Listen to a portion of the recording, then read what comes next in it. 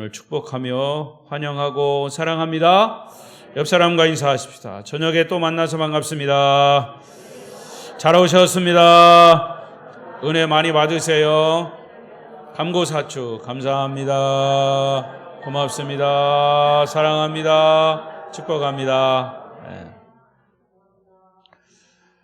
이 감고사축만 1시간 내내 해도 좋아요. 오늘도 비대면 영상으로 예배하시는 분이 있으면 하나님의 은혜가 그 가운데 임하시기를 바랍니다. 오늘 본문 말씀은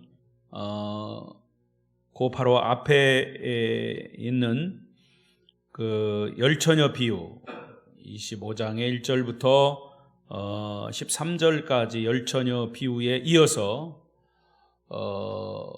이 달란트 비유는 예수님의 재림에 대한 두 번째 비유라고 말씀드릴 수 있습니다.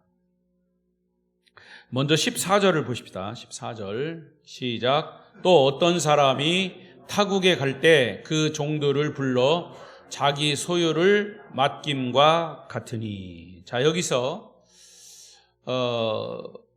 어떤 사람이라고 할 때 이 어떤 사람이 누구냐 하면 주인이에요. 주인. 이 주인은 예수님을 말하는 것입니다. 그리고 주인이 타국에 갈 때 그 종들을 불러. 여기서 종이 나옵니다. 이 종은 누굴까요? 이런 종일까요? 네, 정신 차리라고 쳤습니다. 이런 종들이 아니고 그 주인 집에서 일하는 종들이죠.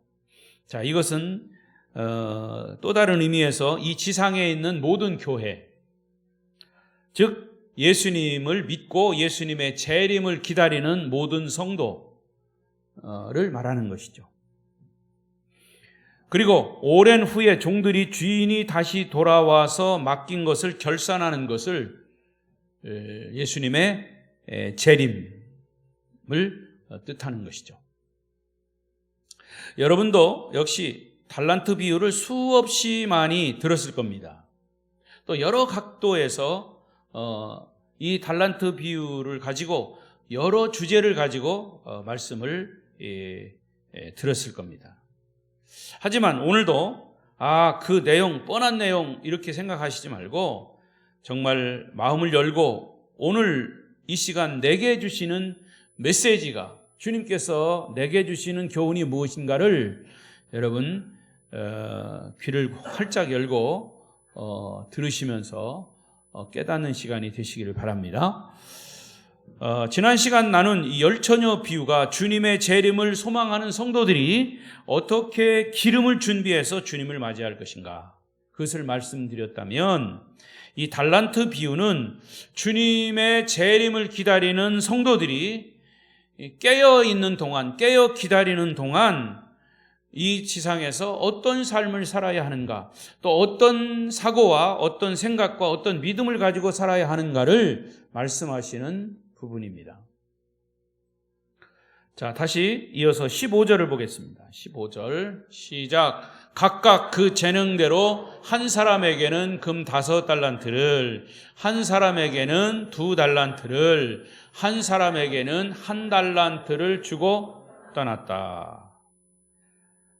자, 이 말씀 속에서 우리는 놀라운 영적인 의미를 발견하게 됩니다. 주인이 타국에 갈 때 자기의 재산을 종들에게 나누어 줬습니다. 근데 이 나누어 주신 것은 그 종들을 가지라고 준 거예요. 종들의 소유로 준 것이 아니에요. 소유는 주인이 소유고, 이 재산은, 이 돈은, 이 달란트는 주인의 것이고, 그리고 종들에게 나누어 준 것은 맡긴 것입니다. 자, 이것을 잘 구분을 해야 돼요. 자, 그러면 이 의미는 무엇일까? 첫 번째로, 우리의 모든 소유는 내 것이 아니라 하나님의 것이다. 시작.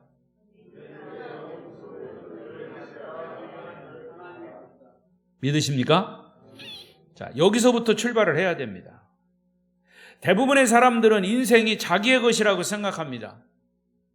내 생명도, 내 시간도, 내 건강도, 내 재능도, 내 재산도 내 자식도, 내 지위도, 명예도 다 내 것이라고 착각하며 사는 거예요. 그러나 성경은 이런 것들은 네 것이 아니라 우주의 주인이신 창조주이신 하나님의 것이다 라고 말씀하시는 겁니다. 성경 전체의 주제가 바로 그겁니다. 나는 하나님이신 나는 창조주고 너희는 피조물인 인간이다. 여러분, 여기서부터 믿음은 출발하는 겁니다. 그래서 창세기 1장 1절이 뭐죠? 태초에 하나님이 천지를 창조하시니라. 아멘. 신앙이 여기서부터 출발하지 않으면 그 신앙은 언제라도 무너집니다.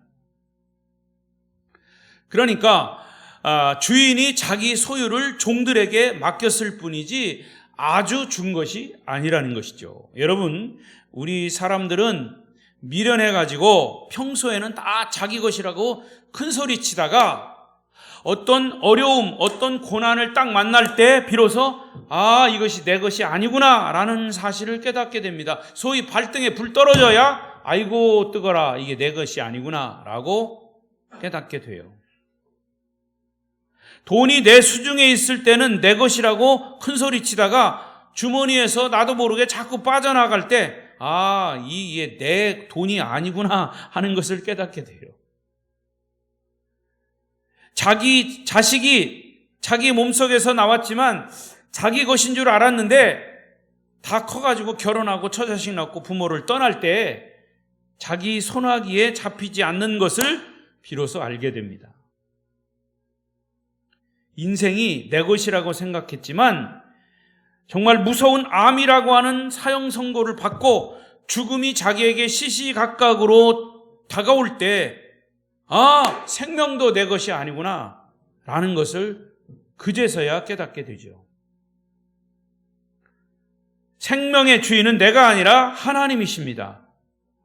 주인이 부르면 어린이건 어른이건 노인이건 가야 합니다.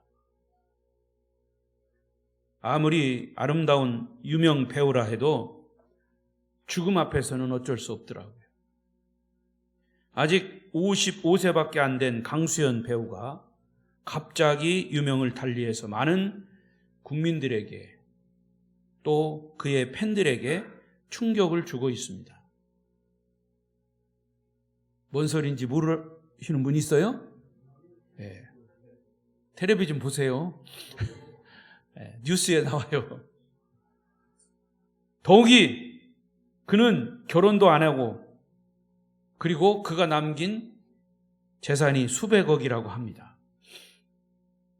근데 벌써 이 신문에는, 뉴스에는 그 재산이 누구에게 돌아갈 것인가에도 관심의 초점이 되고 있습니다.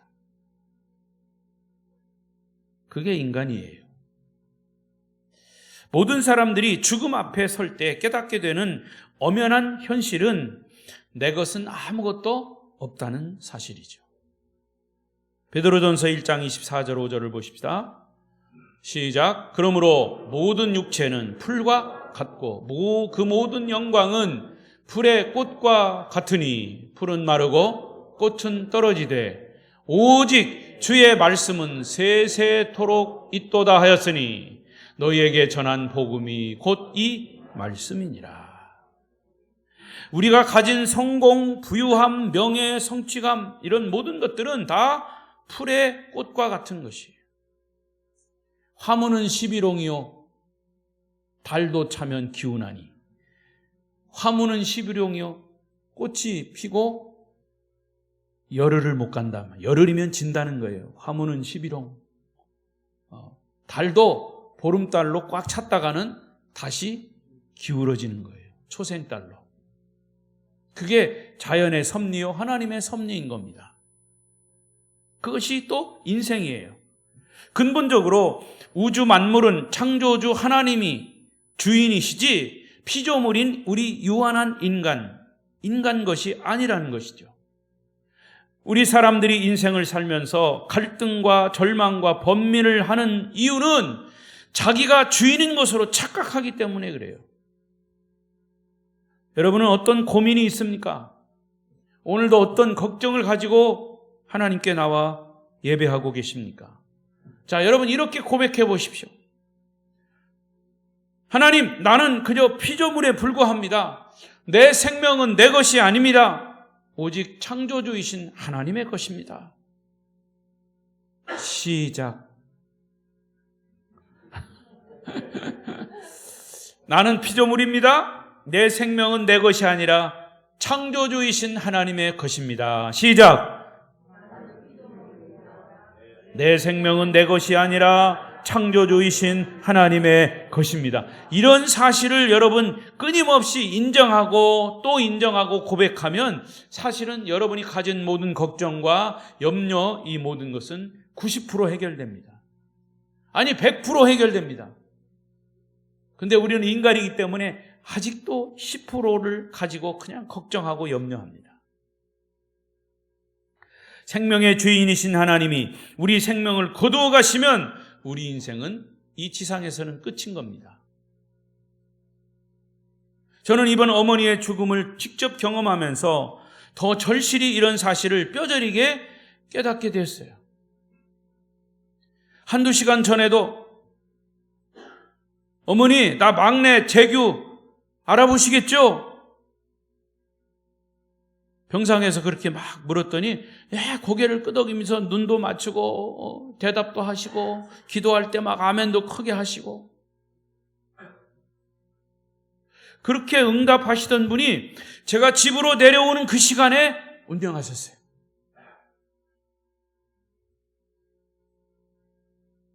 나중에 이제 우리 장례를 치르면서 입관 예배를 드릴 때 그저 누워 계신 어머니의 얼굴, 마지막 얼굴을 보라고 그래서 입관할 때 가서 봤는데 그렇게 천사의 얼굴일 수 없어요.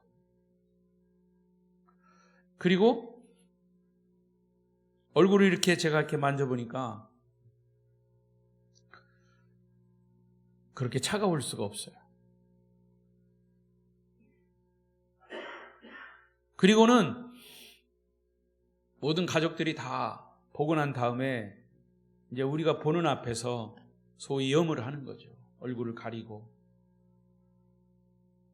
그리고 이제 죄송합니다. 여러분 너무 리얼하게 말씀을 드렸어요. 근데 저는 너무 그것을 깨달았어요. 특히 막 슬프고 막 이런 것보다도 내가 많은 그런 40여 년 동안 목회하면서 많은 사람들을 임종하고 성도들을 장례식 치르고 이렇게 했어도 이제 그것은 혈육이 아닌 다른 성도들이잖아요. 물론 가족입니다. 그러나 정말 그 혈육이죠. 그 어머니에게서 내가 태어난 그런 아들로서 마지막 어머니를 이제 떠나 보낼 때 여러 가지 만감이 교차한 겁니다. 그리고서 또 영적인 사실들을 더 깊이 깨닫게 됐죠. 그 이제 염을 하고 그 염을 하는 그분이 이제 저를 포함한 우리 가족들에게 이제 목관을 이렇게 짜고 그 염한 어머니의 시신을 그 관에 넣을 때 그 어머니를 이제 여러분 이 두세 사람이 가족들이 품에 안으면서 그 관에다가 이렇게 안치하라고 그렇게 이르더라고요. 그래서 마지막 그 어머니의 그 시신을 제 품에 이렇게 안아봤어요. 그리고 이제 그 다음 날 장례를 치르면서 화장을 했습니다. 화장을 하고 1시간 정도 지나니까 결국 뼈가 돼서 나왔어요. 그 뼈조차도 갈았어요. 그리고 그것을 유골을 가지고 산에 가서 그냥 흙으로 파서 그냥 묻었어요. 여러분, 우리는 말은 그렇게 얘기합니다. 성경에서도 인간은 흙으로 와서 흙으로 가는 겁니다. 생생한 그런 것들을 내가 실제로 그것을 만지고 보고 하면서 그걸 느꼈습니다. 한 줌의 흙으로, 한 줌의 재로 가는 겁니다. 여러분, 성경에 아담이라고 하는 그 단어가 먼지라고 하는 뜻이에요. 사람이라고 하는 그 뜻이지만 원어의 먼지입니다. 그 먼지를 흙으로 표현한 거죠. 결국 그렇게 돌아가는 거예요. 그러니까 여러분, 숨을 쉬는 것과 숨이 딱 멈추는 것과 그렇게 차이가 나는 거예요. 숨을 쉬니까 우리는 뭐라고 그래요? 살아있다고 그래요. 그 숨을 멈추면 죽는 거예요. 그래서 여러분, 너무 피곤하실 때 그냥 쉬신다고 숨 쉬지 않으면 안 돼요. 숨 안 쉬면 죽어요. 얼굴이 배우처럼 얼마나 예쁘고 아름다워도 숨 멈추고 머리가 조금 아파서 그랬다가 그냥 심장이 멎으니까 그냥 간 거 아니에요. 강수연 씨도. 자, 여러분, 결국 우리 인간은 죽음 앞에서 할 수 있는 것은 뭐냐? 그냥 아멘하고 순종하는 것밖에 없어요.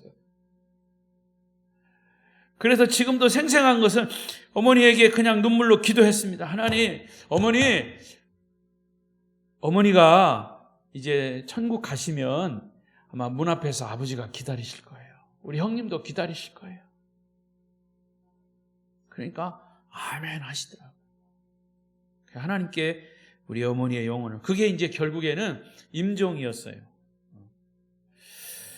의사는 한 일주일 정도 시간이 아마 있을 것이다. 혹은 열흘 정도 있을 것이다. 이렇게 얘기를 해서 저희들이 내려온 거거든요. 근데 그 내려온 그 시간에 운명하셨다고 연락을 받았어요.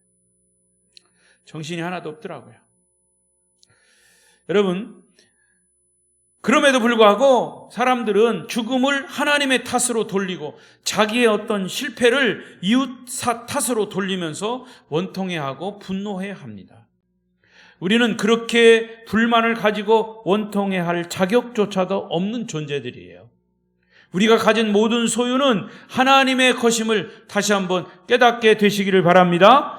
여기에 인간의 소유 개념의 본질이 있고, 우리가 가진 모든 소유는 주인이신 하나님께 위탁받은 것이지 소유권은 없는 것입니다. 아무리 법적인 장치인 등기를 하고 도장을 찍어도 진짜 주인은 하나님이시고, 우리 인간은 주인의 것을 위탁받은 것을 관리할 책임만 있는 거예요. 그것이 우리의 사명입니다. 여러분, 택시 기사도 두 종류가 있죠. 자가용 택시를 가진 기사는 피곤하면 운전 안 하고 좀 원하는 시간에 쉴 수 있어요. 그러나 택시를 회사로부터 위탁받은 영업용 기사는 피곤하거나 기분 나쁘다고 쉴 수 없어요. 자기 할당량을 채워야 합니다. 마찬가지로 우리는 내 마음대로 세상을 사는 사람들이 아니라 하나님께로 위탁받아 사는 존재들이기 때문에 위탁받은 자답게 책임과 사명을 다해야 할 줄로 믿습니다. 두 번째로 오늘 본문에서 주는 메시지는 하나님은 공평하신 분이다. 자, 15절에 보면 소유를 종들에게 똑같이 나누어 주지 않았어요. 종들의 능력에 따라서 어떤 사람은 5달란트, 어떤 사람은 2달란트, 어떤 사람은 1달란트 각각 나눠줬어요. 그런데 사람들은 이것을 보고 매우 하나님이 불공평하다고 생각을 합니다. 왜 어떤 사람은 더 많은 재물을 주느냐? 왜 어떤 사람은 잘생겼냐? 왜 어떤 사람은 못생겼냐? 어떤 사람은 왜 장애를 가지고 태어나느냐? 왜 어떤 사람은 키가 큰데 왜 나는 작으냐? 나는 여자이고 싶은데 왜 남자냐? 이런 의구심을 품으면서 하나님을 불공평한 분으로 취급합니다. 여러분, 그것은 주인의 권리예요. 그래서 그것을 로드십이라고 그러죠. 주권. 항상 얘기하듯이 엿장수가 가해를 몇 번 드려요? 엿장수 마음대로 드리는 거예요. 그게 엿장수의 주권입니다. 하나님은 그 사람의 능력과 필요와 환경과 여건에 따라서 그렇게 달란트를 나눠주신 거예요. 모든 인간은 균등하기를 원합니다. 네가 1달란트면 나도 한 달란트 주고, 네가 2달란트면 나도 2달란트를 줘야지. 왜 저 사람은 5달란트 주고 나는 왜 1달란트밖에 안 줘? 그거는 내가 얘기할 게 아니고 하나님, 주인이 할 이야기라고 말이에요. 성경은 그렇게 말하지 않아요. 오히려 우리 사람들이, 우리 인간들이 서로 다르게 태어난 것에 감사해야 됩니다. 다르다는 것이 얼마나 좋은지 몰라요. 서로 다르기 때문에 조화를 이루는 겁니다. 사람들의 얼굴이나 삶의 방식이 다 똑같다면 여러분 얼마나 지루하고 참 힘들까요? 구분하기도 힘들 거예요. 또 우리나라 사람들이 미인, 미남이 되려고 성형수술을 많이 하죠. 그래서 요즘은 정말 미남, 미녀들이 많은데, 그런데 잘 구분이 안 가요. 이 사람이 이 사람 같고 저 사람이 저 사람 같고 다 장동건이 같이 생겨가지고 잘 모르겠어요. 누가 장동건인가. 오죽하면 결혼해가지고 아이를 낳았는데 엄마 아빠 얼굴을 하나도 안 닮아가지고 DNA 검사를 해봤더니 엄마 아빠가 다 성형수술해서 그랬다는 거죠.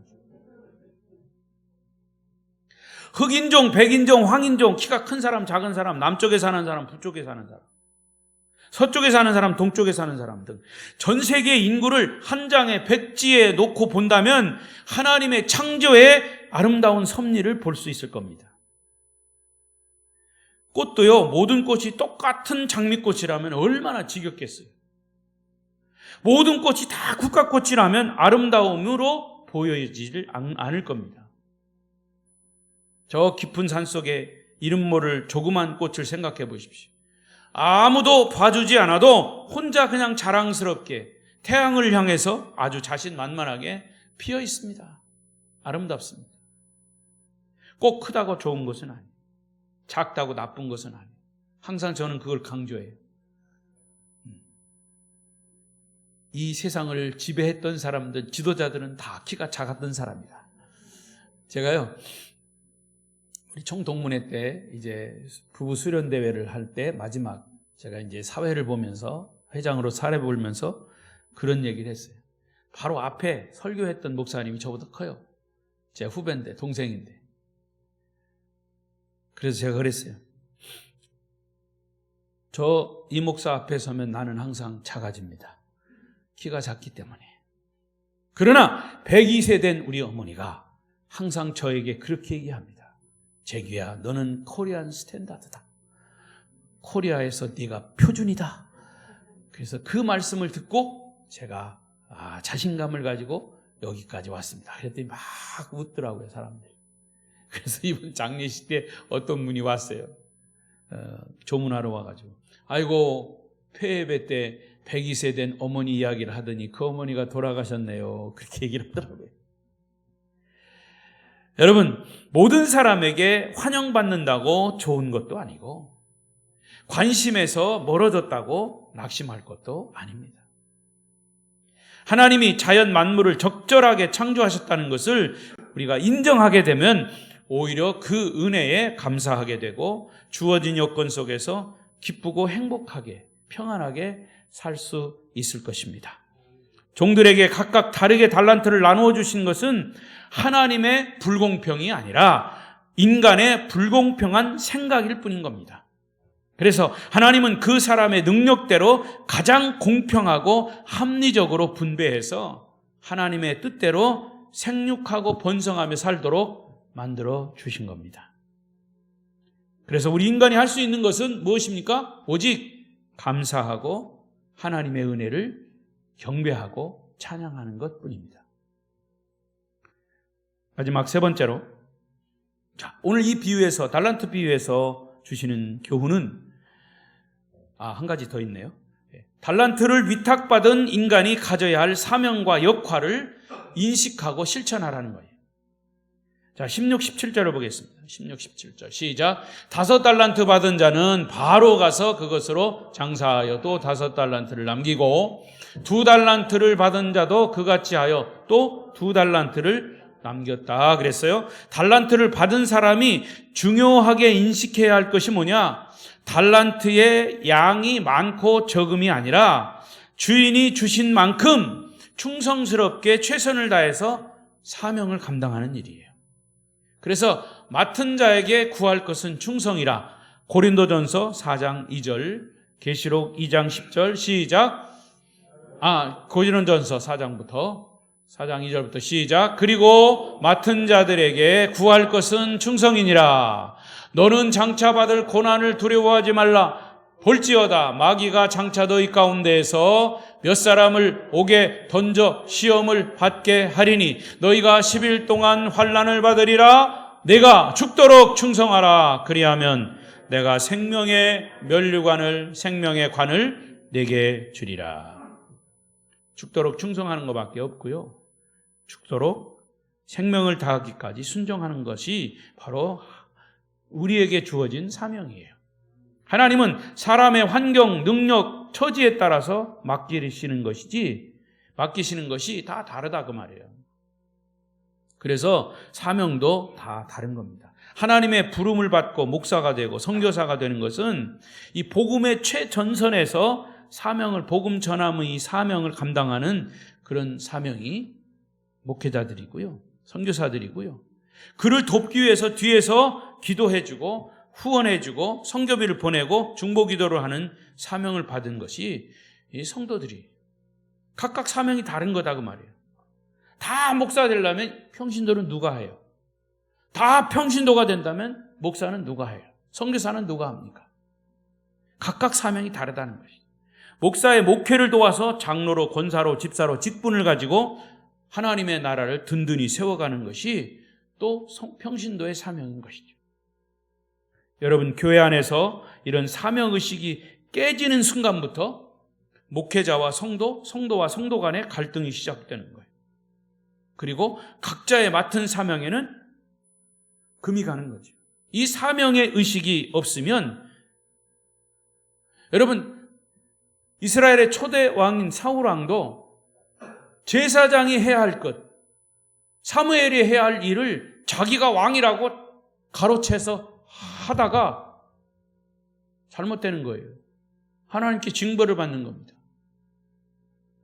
기쁨과 감사한 마음으로 저와 여러분에게 맡겨주신 그런 사명을 잘 감당할 때 하나님이 영광을 받으시고 또 그 일을 통해서 하나님께 영광을 돌리는 것이 기독교인의 노동관이고 기독교인의 직업관이고 이것이 기독교인의 사명관인 것이죠. 성경적인 눈으로 보면 이 세상에서 제일 불쌍한 사람이 뭘까? 성경적인 눈이에요. 돈 때문에 월급 받고 일하는 사람들이에요. 만약 우리가 돈 때문에 일한다면 우리의 인상은 사실 비참해지는 거예요. 내가 하나님의 뜻대로 받은 은사대로 사명을 가지고 일하면 그것이 직업이든지 어떤 삶의 현장이든지 간에 사명을 가지고 일해야 물질도 따라오는 거죠. 돈 때문에 사명을 감당한다면 돈을 따라가는 존재가 되는 겁니다. 이런 의미에서 우리 그리스도인들은 그저 월급만큼 일하면 월급의 종이 되는 것이고요. 직장에서 일할 때 월급 받는 것 이상으로 일합니다. 설사 돈을 안 준다 해도 내가 좋아서 내가 봉사하고 내가 남을 섬기는 입장에서 일한다면 거기에 하나님의 은혜가 더 부어지는 것이죠. 5달란트 받은 자가 2달란트 받은 자들 똑같이 바로 가서 그랬어요. 바로 가서 즉시 행동했다는 거죠. 지체 없이 순종했다는 겁니다. 더 자세하게 본문을 보면 그들은 5달란트, 2달란트를 가지고 이익을 남겼습니다. 열심히 가서 장사를 했어요. 정직하게 일해서 정직한 이익을 남겼다는 뜻이에요. 그것은 하나님이 우리에게 맡겨주신 재능이나 건강이나 은사 등 여러 가지 달란트가 있는데 그 은사들을 가지고 정직하게 이익을 남겼습니다. 여러분들도 받은 은사를 그것이 직업이든 뭐든 간에 돈 버는 데만 쓰지 말고 하나님 나라를 확장시키는 데 쓰시기를 바랍니다. 우리 아름다운 교회 성도들은 지금도 그런 부분에서 잘 감당하고 계신 줄 믿습니다. 하지만 이런 복음 사역은 변함없이 내려갔다 올라갔다 하지 말고 변함없이 지속돼야 합니다. 주님 오실 때까지. 여러분들은 받은 은사를 하나님의 영광을 위해서 마음껏 기쁨으로 사용하시기를 축복합니다. 자, 이제 진짜 마지막 네 번째로, 많이 받은 사람은 교만하지 않았다. 5달란트 받은 사람, 2달란트 받은 사람, 이 사람들은 1달란트 받은 사람 앞에서 폼 잡고 우쭐대지 않았어요. 교만하지 않았다는, 그 굉장히 중요한, 놓치지 말아야 할 부분이에요. 하나님은 우리의 능력 밖의 것을 원하지 않으셔요. 돈이 없는데 억지로 헌금하라고 하지 않으셔요. 과부의 엽전 2푼을 기쁘게 받으신 주님이십니다. 하나님은 능력 밖의 일을 원하지 않으신다는 사실을 우리가 꼭 기억하셔요. 우리가 가진 것으로 최선을 다하는 것이죠. 부족하면 부족한 대로, 무능하면 무능한 대로, 있으면 있는 대로 인정하시고 받아주시는 거예요. 그러므로 여러분, 다른 사람 무능한 거 탓하지 마십시오. 충성스럽게 못한 것을 우리가 회개해야 합니다. 남이 가진 것을 부러워하지 말고 있는 그대로를 감사하고 남을 무시하거나 멸시하지 말아야 합니다. 18절을 마지막 보겠습니다. 18절 시작. 1달란트 받은 자는 가서 땅을 파고 그 주인의 돈을 감추어 두었다. 어떤 사람은요, 작은 사람, 이 1달란트 받은 종은 심리적으로 열등감을 느낀 겁니다. 저 사람은 5달란트, 2달란트를 받았는데 왜 나는 1달란트밖에 안 줘? 죄송합니다. 어떤 사람들은요, 작은 일을 맡기면 내가 왜 작은 일을 해야 돼? 나는 큰 일을 할 사람인데 하고 따집니다.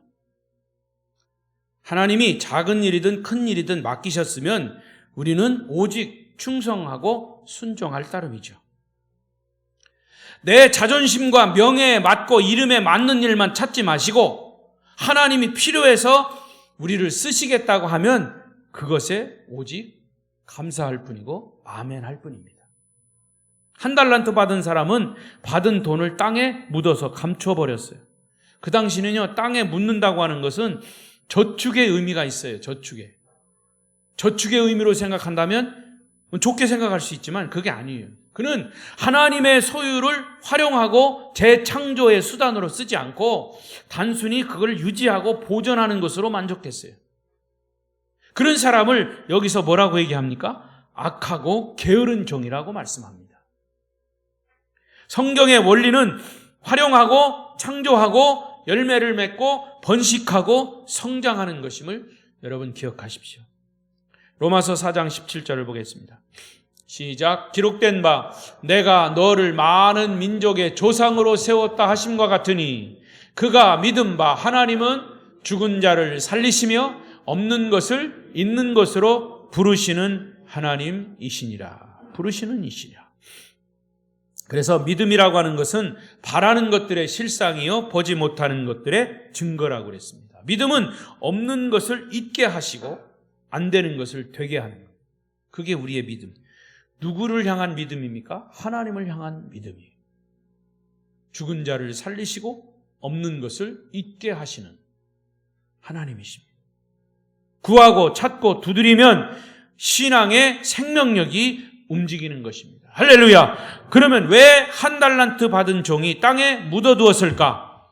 오늘 본문 24절은 이렇게 말합니다. 시작. 1달란트 받았던 자는 와서 이르되 주인이여 당신은 굳은 사람이라 심지 않은 데서 거두고 해치지 않은 데서 모으는 줄을 내가 알았습니다. 이 사람은 하나님에 대해서 잘못된 편견을 가지고 있어요. 자, 잘못된 편견이라는 게 복잡한 게 아니에요. 창세기 1장 1절은 뭐라고 그랬다고요? 태초에 하나님이 천지를 창조하시니라. 하나님은 창조주고 우리는 피조물에 불과한 것이다. 이 1달란트 받은 사람은 그것을 착각한 겁니다. 자기가 종인 것을, 자기가 피조물인 것을 모른 거예요. 잊어버린 거예요. 하나님은 창조주이시다는 사실을. 그러니까 이 종은 하나님의 속성을 오해한 것입니다. 여러분, 많은 사람들이 하나님을 잘못 알고 있습니다. 하나님은 사랑이신데 복수하시는 하나님으로 오해합니다. 하나님은 긍휼이신데 징벌을 내리시는 하나님으로 편견을 갖습니다. 하나님을 잘못 오해하면 역시 인간은 잘못된 행동이 나오는 거예요. 하나님이 내게 주신 달란트를 땅에 묻어두면 안 돼요. 잘 활용해야죠. 은사를 받았으면 은사를 받은 대로 교회와 주의 영광을 위해서 활용해야 합니다. 그래서 어떤 분은 몸으로, 어떤 분은 시간으로, 어떤 분은 물질로, 어떤 분은 기술로, 어떤 분은 주신 재능으로 하나님 나라를 확장시켜 나가기 위해서 사용해야 할 줄로 믿습니다. 그것이 주님의 일꾼입니다. 말씀을 맺겠습니다. 여러분에게 맡겨주신 달란트가 무엇입니까? 어떤 달란트, 어떤 재능이든지 좋고 나쁨을 따지지 마십시오. 크고 작음을 비교하지 마십시오. 오히려 맡겨주심에 감사하시기를 바랍니다. 오늘 말씀의 주요 메시지는 우리에게 맡겨주신 달란트를 우리가 어떻게 활용해서 어떤 열매를 거두어 두었는가를 주인께서 나중에 결산한다는 사실이에요. 그래서 우리는 오직 주를 위해서 죽도록 충성하고 순종하는 것밖에 다른 것은 없습니다. 그리고 그것을 기뻐하고 감사하고 주님께 영광 돌리고 또 그 감격을 이웃에게 나누는 축복의 통로의 역할을 하는 것이 저와 여러분, 우리 아름다운 교회 공동체의 사명인 것이죠. 이런 은혜가 여러분에게 풍성하게 임하시기를 축복합니다. 기도하십시다.